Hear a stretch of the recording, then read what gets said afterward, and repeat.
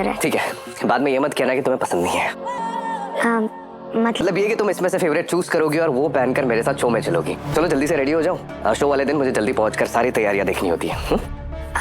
ये सब तुम मेरे लिए लेकर आए हो? हाँ, और किसके लिए लाऊंगा? क्यों मतलब तुम पहनोगे इसे? विशुदा, देखिए ना आपकी लक्ष्मी जैसी दीदी कैसे बातें कर रही है। ये अपना बैग होटल छोड़ा ही, इसका मतलब ये थोड़ी ना कि वापस होटल जाएगी। हमारा घर है तो वहाँ पर रहने का क्या मतलब है बता? अभी बीमार है तो वहाँ से अकेले हॉस्पिटल थोड़ी ना जा सकती है। ठीक कह रहे हो। आप दोनों की बातें होगी तो अब तुम्हें मेरी बातें सुननी होगी। ठीक है, तुम्हें जो बोलना है बोल लो, लेकिन हम तुम्हें कहीं नहीं जाने देंगे। मुझे याद नहीं है कि ईशान इससे पहले कब खुश हुआ था। बच्चे इतने खुश तब होते हैं जब उन्हें कोई नया खिलौना मिल जाता है, और जब वो खिलौना पुराना हो जाता है तो यूज करके फेंक देते और फिर उसके बाद नए खिलौना ढूंढने लगते हैं। और आपके ईशान का वही हाल हो। मेरी एक बात याद रखो, मैं किसी का खिलौना नहीं बन सकती और तुम्हारे लिए भी खिलौना बनकर नहीं रह पाऊंगी। आज बहुत अच्छी लग रही है नोएनी का। मॉम, ऐसा लग रहा है आपको देखे हुए बहुत दिन हो गए। I miss you so much. कैसी हो आप? हाँ मैं ठीक हूँ बाबा, तुम लोग कैसे हो और घर पर सब ठीक है ना? सब ठीक है मम्मा।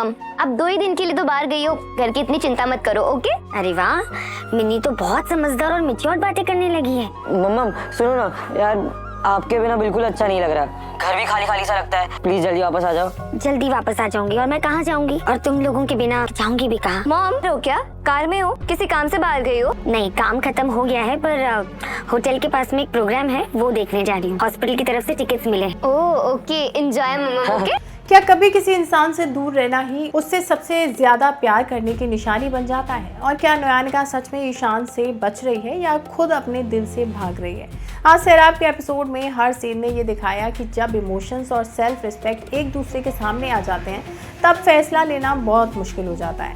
एपिसोड की शुरुआत होती है जब ईशान नोयानिका को नई साड़ीज दिखाता है और कहता है कि वो अपनी पसंद की एक साड़ी पहनकर उसके प्रोग्राम में चले। नोयानिका हैरान होकर पूछती है कि इतनी शॉपिंग उसके लिए क्यों की गई, कि उसने ईशान को इतना खुश पहले कभी नहीं देखा। लेकिन नोयानिका की सोच बिल्कुल अलग होती है। वो ईशान को समझाती है कि बच्चे नए टॉयज से कुछ वक्त तक ही प्यार करते हैं और फिर उन्हें छोड़ देते हैं। वो कहती है कि उसकी सेल्फ रिस्पेक्ट किसी भी गिफ्ट से ज़्यादा इम्पोर्टेंट है और वो कभी किसी की चॉइस बनकर नहीं जीना चाहती। ईशान बार बार समझाने की कोशिश करता है कि उसने सिर्फ केयर दिखाई है, लेकिन नोयानिका उसकी बात मान ही नहीं पाती। वो बीशू को थैंक यू बोलकर वहाँ से निकल जाती है और कहती है कि हॉस्पिटल के टिकट की वजह से वो कॉन्सर्ट देखने ज़रूर आएगी, लेकिन ईशान के साथ नहीं जाएगी।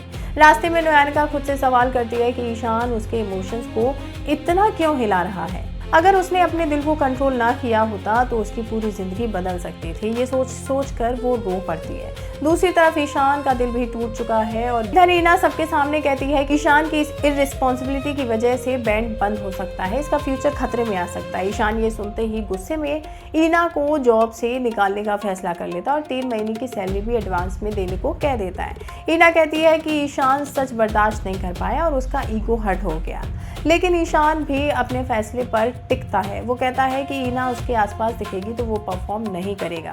और थोड़ी देर बाद नोयानिका कॉन्सर्ट के लिए रेडी हो जाती है। तैयार होते वक्त ईशान की तारीफ याद आती है और उसके चेहरे पर हल्की सी मुस्कान भी आ जाती है। तभी उज्जैनी का वीडियो कॉल आता है। नोयानिका बताती है कि वो कॉन्सर्ट देखने जा रही है और कल सुबह बिजी रहेगी। उज्जैनी उसके घर लौटने के बारे में पूछती है, लेकिन नोयानिका कोई पक्का जवाब नहीं देती। कॉन्सर्ट के वेन्यू पर ईना फिर नोयानिका के पास पहुंच जाती है और उससे कहती है कि ईशान किसी भी लड़की के साथ ज़्यादा दिन तक नहीं रह सकता। वो पूछती है कि नोयानिका शादी करेगी या लिव इन रिलेशनशिप में रहेगी। ईना बार बार उसे याद दिलाती है कि वो डाइवोर्स्ड है और ईशान यंग और अमीर है, इसलिए एक दिन वो भी ईना की तरह उसे भी छोड़ देगा।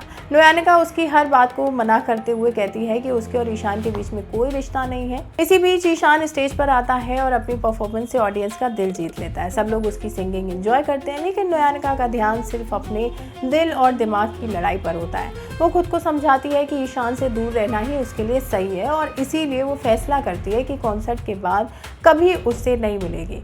लेकिन जब ईशान कॉन्सर्ट के बाद बीशू से कहता है कि नोयानिका को हॉस्पिटल छोड़ देना, तब बीशू उससे छेड़ते हुए बोलता है कि वो नोयानिका से बहुत प्यार करता है। ईशान भी पहली बार दिल की बात मान लेता है और कहता है कि उसने नोयानिका जैसी लड़की कभी नहीं देखी। बीशू यकीन के साथ बोलता है कि एक दिन नोयानिका भी उसकी बात जरूर मान जाएगी, वो भी उससे प्यार करेगी।